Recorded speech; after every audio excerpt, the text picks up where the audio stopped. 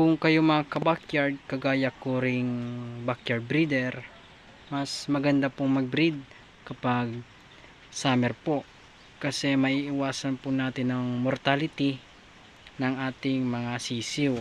So makakasiguro po tayo na malusog at di po kagad-agad magkakasakit ang ating mga sisiw.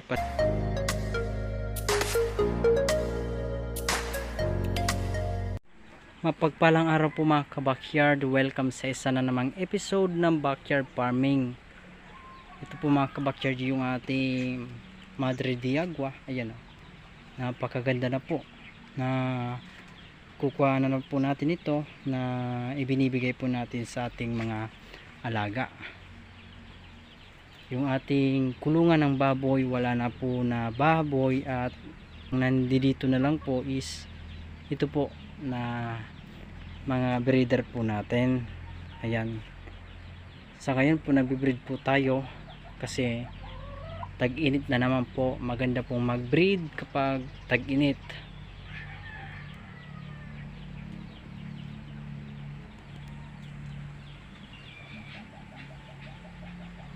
Yan po sila. Dito yung ating paitlogan. Ayan, may 4 po yan na itlog. Sa ngayon mga ka-backyard, pahirapan po ang paghahanap po ng biik na ating aalagaan. Kasi po yung iba po dito na mga nag-aalaga na karoon po ng ASF, so yung iba namatay, yung iba namigay, kaya po ayun, lugi po yung mga nag-aalaga po ng mga baboy. So kapag may nagbebenta po ng biik, yung magandang klase mga ka-backyard is nasa 7,000 yung mga malalaki na mga ka-backyard. Then yung 5,000 yun po yung mga maliit, di po tayo sigurado kung yun po ay maganda kapag lumaki po. Kaya ngayon po mahirap po ang pag-aalaga po ng baboy. So maganda sana kung meron tayong inahin, kasi sarili po natin, tayo po mismo ang puproduce ng biik.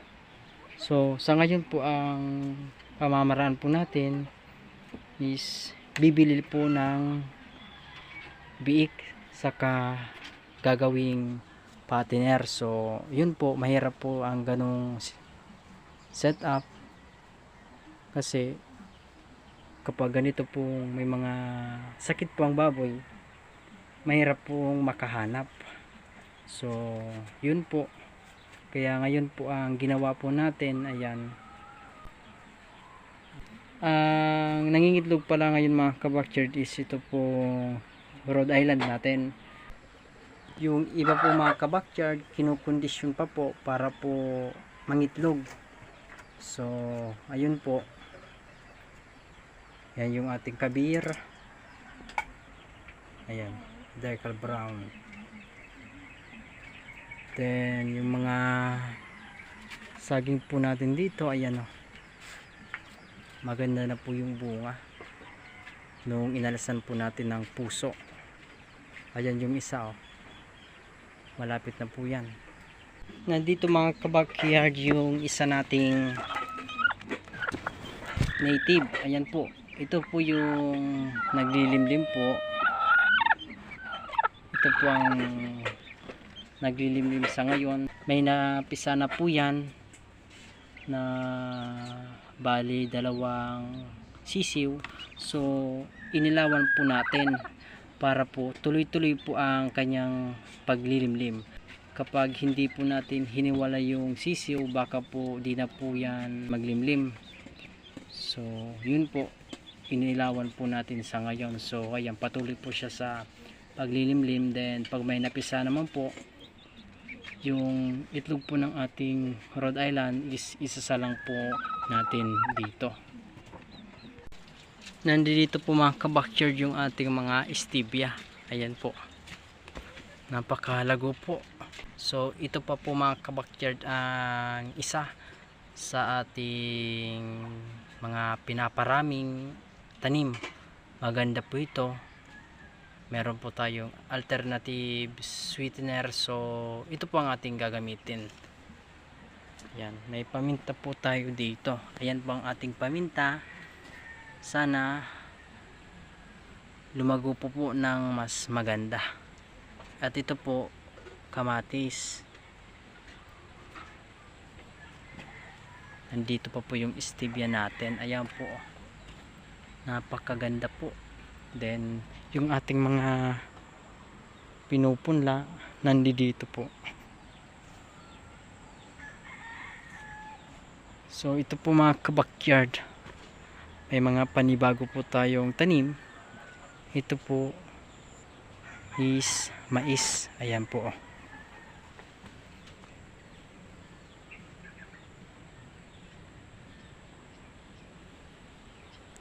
Ayan po mga kabackyard. Napakaganda ng panahon.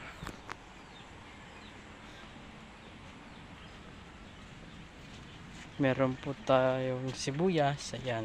Dito mga kabackyard may kiwi po tayo. Ayan. Ito po. Ito po yung kiwi na color green ang loob. Yung kiwi po natin dito is color brown. So ito po is green. Ayun po.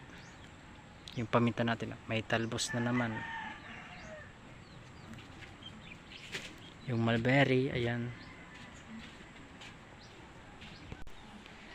Kung kayo mga kabackyard, kagaya ko ring backyard breeder, mas maganda pong mag-breed kapag summer po. Kasi may iwasan po natin ng mortality ng ating mga sisiw. So makakasiguro po tayo na malusog at di po kagad-agad magkakasakit ang ating mga sisiw. Sa ganitong pamamaraan may iwasan po natin ang mga pagkalugi, lalo na po kung marami po ang ating sisiw at saka mamatayan po tayo. So malaking lugi na po yon. Kahit po yan maliit pa lang, konti pa lang ang ating na i-invest sa kanila. So yun po, malaking pagkalugi na po yun. Kaya po mas maganda pong mag-breed, magparami, magpalimlim pag ganito pong tag-init. So ayun po mga kabackyard, mas maganda pong mag-breed kapag summer, kasi po di po malamig ang panahon, di po kagad-agad magkakasakit ang ating mga manok. Kapag magbi-breed po tayo ng ating mga manok, dapat po siguraduhin po natin ang kanilang pabahay. Kagaya po nito, lalo na po kung kayo po may alaga na native, at native magsasampa po sa Rhode Island, Kabir o kaya Decal Brown, di na po maganda ang ating mga mapapalabas na sisiyo. Pero po kung gusto nyo po is madaling alagaan, yung native po pwede po nating i-cross sa Decal Brown o sa Rhode Island o sa Kabir. So ayun po, ang native po pag na-cross po sa Kabir, mas malaki po ang ipapalabas natin.